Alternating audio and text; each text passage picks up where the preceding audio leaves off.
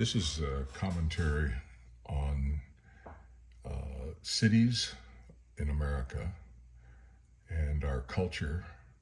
It's done by Gutfeld, who I think is an absolute genius, and his observations, in my opinion, are absolutely spot on.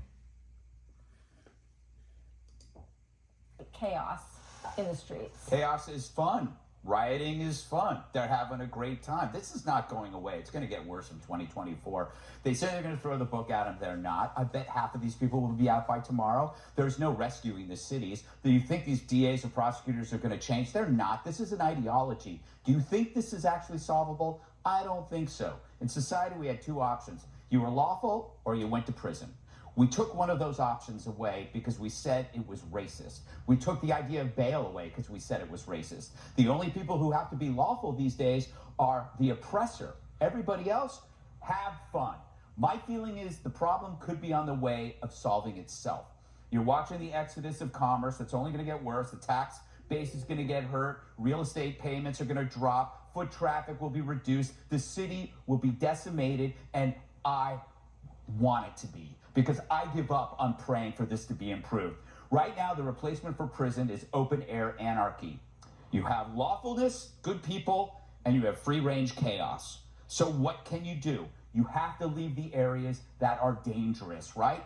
And this is where artificial intelligence will come in. If we don't have prison, we don't have cash bail, then when you pick up the criminals, you enter their name and everything into a master database that becomes accessible to everyone. Everyone. So it's no different than Google Maps or Waze or a weather app. So you have a right as a lawful citizen to know if there's a bad hombre in front of your house or in your store or even in your neighborhood, because that's all you got. If there is no prison, then you got to make sure each one of them is tagged, because that's the only prison we got. We need to democratize intelligence. And the only way we're going to do that is with AI. We need to know where the criminals are and when you no longer lock them up, the only option left is for society to engage in situational awareness, because the cops aren't going to save you, the politicians can save you, social workers can't save you. The only thing left is AI. Can we call it the Bad Hombre app? Yes, we can. BHA. Okay. Bah. I'm going to download it. Bah. By the way, can I say something? One more thing about this. Poor Target. Closing all those stores. Who would have thought that the criminals weren't sold on their woke ideology? They didn't even bother to loot, the trans Speedo. All right, so a surprising person says this: woke Democrats are stupid and naive. James Carville unloading with that language on his own party. Next.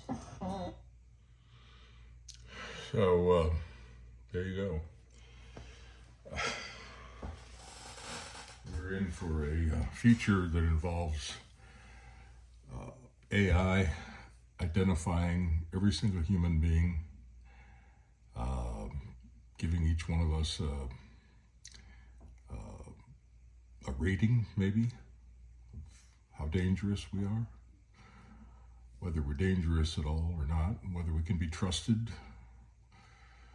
whether, so you'll be able to tell when you're walking through the grocery store whether you're standing next to a rapist, a drug addict, the President of the United States, a doctor who's killing people instead of saving them. That's going to be the way we deal with this, I guess. Gutfeld. One of my favorite people in the world.